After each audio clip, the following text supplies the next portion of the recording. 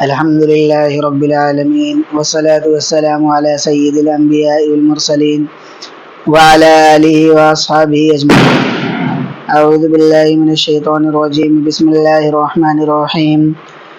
فإذا قضيت الصلاة فانتشروا في الأرض وابتغوا من فضل الله واذكروا الله كثيرا لعلكم تفلحون. عن أبي هريرة رضي الله عنه قال قال رسول الله صلى الله عليه وسلم: يأتي على الناس زمان لا يبالي المرء ما أخذ منه أمن الحلال أمن الحرام.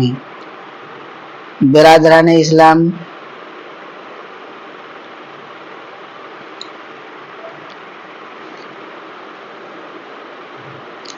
شریعت اسلامیہ میں حلال یعنی حلال کمائی کرنا ایک مستقل عبادت ہے.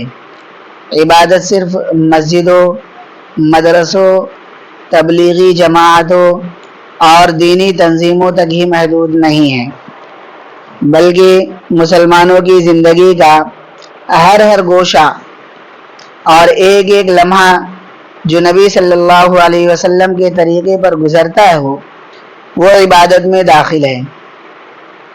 چنانچہ ہمارا کھانا، پینا، پہننا، اوڑھنا، حتیٰ کہ سونا اور جاگنا، بیوی بچوں سے بات چیت کرنا، ازدواجی تعلق قائم کرنا، بیوی بچوں کے منہ میں محبت سے لقمہ دینا اور ان کے ساتھ دل لگی کی باتیں کرنا بھی عبادت ہے.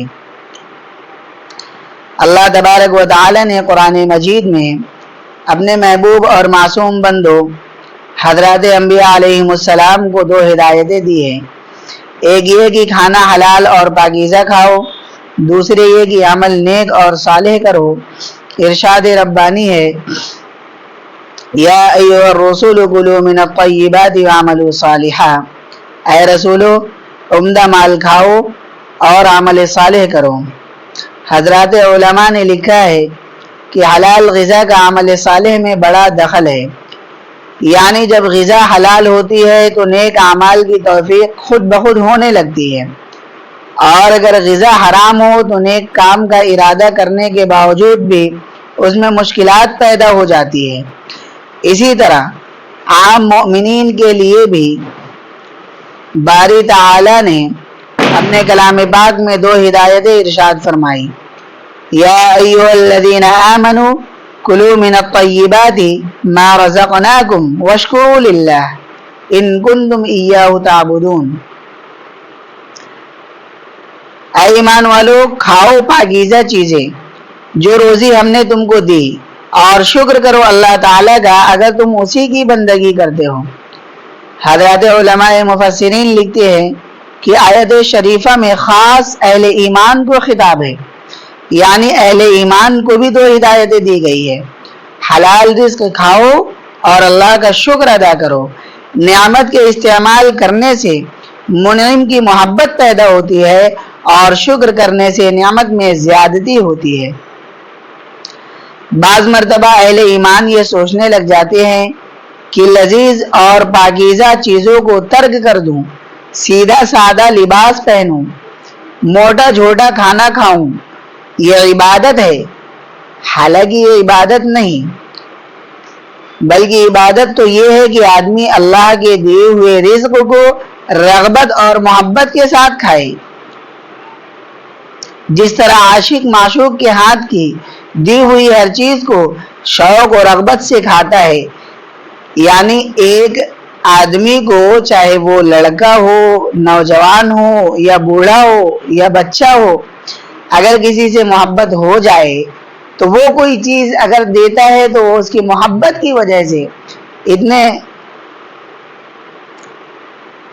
شوق اور رغبت سے کھاتا ہے کہ اس کو میرے محبوب نے دیا ہے، یعنی جس سے مجھے عشق ہے، محبت ہے، اس نے دیا ہے. اسی طرح منعم حقیقی کی طرف سے، یعنی اللہ رب العزت کی طرف سے جو نعمت آئے اس کو بصد شوق و رغبت استعمال کرو تاکہ منعم تم سے راضی اور خوش ہو جائے، یعنی اللہ تعالیٰ کیا ہو جائے؟ خوش ہو جائے.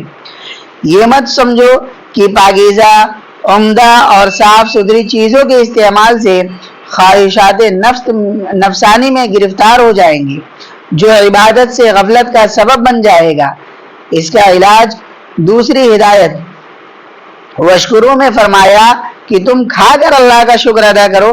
اللہ رب العزت نے اگر مال و دولت سے نوازا ہے تو آپ زبردستی بھوکے رہ رہے ہیں، زبردستی کم درجے کا کھانا کھا رہے ہیں۔ حیثیت ہے کہ آپ اچھا کھانا کھا سکتے ہیں، لیکن زبردستی آپ اچھے کھانے کو چھوڑ رہے ہیں، تو یہ اللہ تعالیٰ نے فرمایا کہ نہیں اچھا کھاؤ اور دل لگا کر عبادت بھی کرو، واشکروا للہ، لیکن جو کھانا کھا رہے ہو اس میں اتنا کرو کہ اللہ تعالیٰ کا شکر ادا کرو۔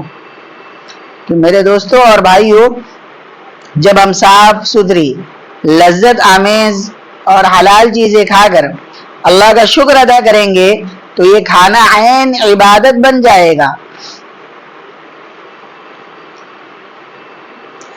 اسی لیے پاکیزہ رزق کھانے سے اللہ کی محبت پیدا ہوگی اور محبت سے شکر نکلے گا، اور شکر ایک عظیم عبادت ہے۔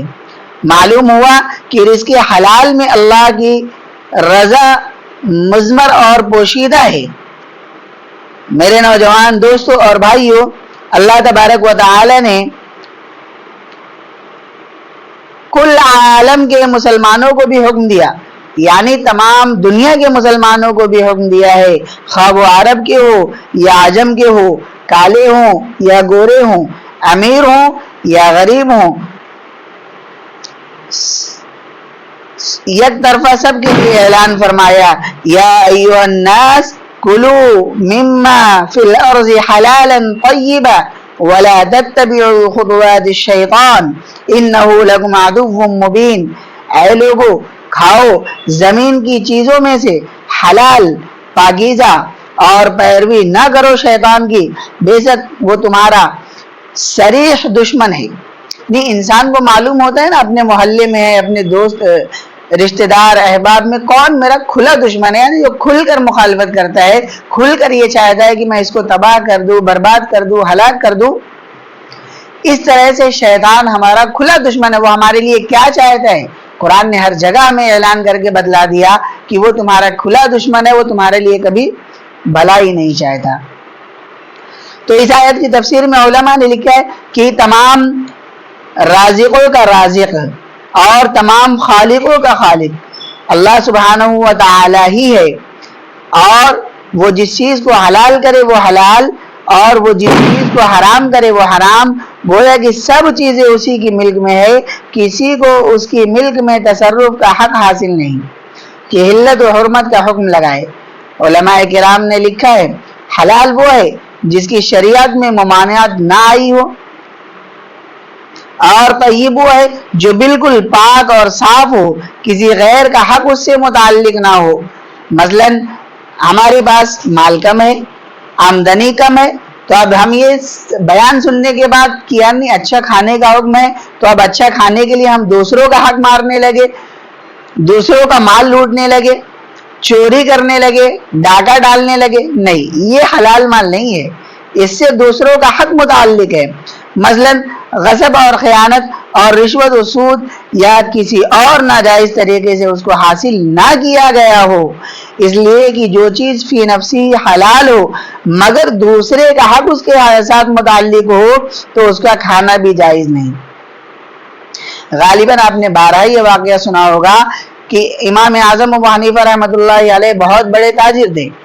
ایک مرتبہ ایسا ہوا کہ ایک کپڑے کے تھان میں کچھ نقص تھا، کچھ کمی تھی، کچھ خرابی تھی، اور وہ سائیڈ میں رکھ کر چلے گئے تھے، اور جو دکان پر خادم تھا انہیں معلوم نہیں تھا۔ جب وہ آئے تو پتہ چلا کہ وہ تھان بک چکا ہے، اور خریدنے والے نے اس کو خرید لیا، اور چونکہ دن بھر میں کتنے کسٹمر آ رہے ہیں، کیا لے کر جا رہے، ان کا بڑا ایک کاروبار تھا، پتہ نہیں چل پایا کہ کون شخص آیا تھا، کہاں سے آیا تھا خریدنے، اور لے کر وہ چلا گیا۔ اب اس کی قیمت کیا تھی وہ بھی اندازہ نہیں لگ پایا۔ تو امام اعظم ابو حنیفہ رحمۃ اللہ علیہ نے اس پورے کپڑے کی ایک قیمت کا ایک اندازہ لگایا اور اس سے ڈبل صدقہ کر دیا، تاکہ آج کی کمائی کا جو بھی مال آیا ہے اس میں جو بھی کچھ کمی کوتاہی ہوئی ہے اس صدقے کے ذریعے سے اس مال کو پاک کر لے۔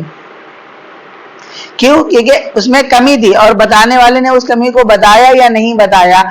نہیں بتایا، تو ظاہر سی بات ہے کہ یہ جو ہم نے بیچا ہے کوئی سامان اور اس کے نقص کو نہیں بتلایا، تو یہ گویا کہ ہم نے اس کے ساتھ کیا کیا؟ خیانت کیا۔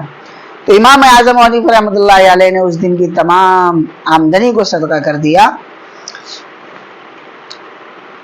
تو اس کا کھانا بھی جائز نہیں ہوگا اگر کوئی ایسی چیز لائے جس سے دوسرے کا حق متعلق ہے۔ جیسے کوئی چیز اصل میں تو پاک ہو اور بعد میں نجاست آلود ہو جائے تو اس کا کھانا جائز نہیں رہے گا۔ جیسے مثال کے طور پر آب زمزم ہے، فی نفسی تو حلال ہے، پینا بھی جائز ہے۔ حج کرنے گئے لوگ اس کو مکہ سے لا رہے ہیں اور دے رہے ہیں، لیکن اگر اس میں ایک قطرہ بھی فی نفسی کوئی نجاست گر جائے، کسی بچے کے پیشاب کا چھینٹا بھی پڑ جائے، تو اب وہ ہمارے لیے حلال نہیں ہے۔ اسی طرح سے رات دن محنت تو کیا لیکن کسی کا حق ہم نے تھوڑا سا مار لیا اور اس مال میں ملاوٹ ہو گئی تو اب ہمارے لیے وہ جائز نہیں۔ تو رزق حلال کے سلسلے میں سرکار دو عالم صلی اللہ علیہ وسلم نے ارشاد فرمایا، طلب کسب الحلال فریضۃ بعد الفریضہ، حلال روزی کی طلب ایک فریضہ کے بعد دوسرا فریضہ ہے۔ جس طرح اللہ تعالیٰ نے نماز، روزہ، حج، زکوٰۃ فرض کیے، اسی طرح اللہ تعالیٰ نے حلال رزق کمانا بھی فرض کیا ہے۔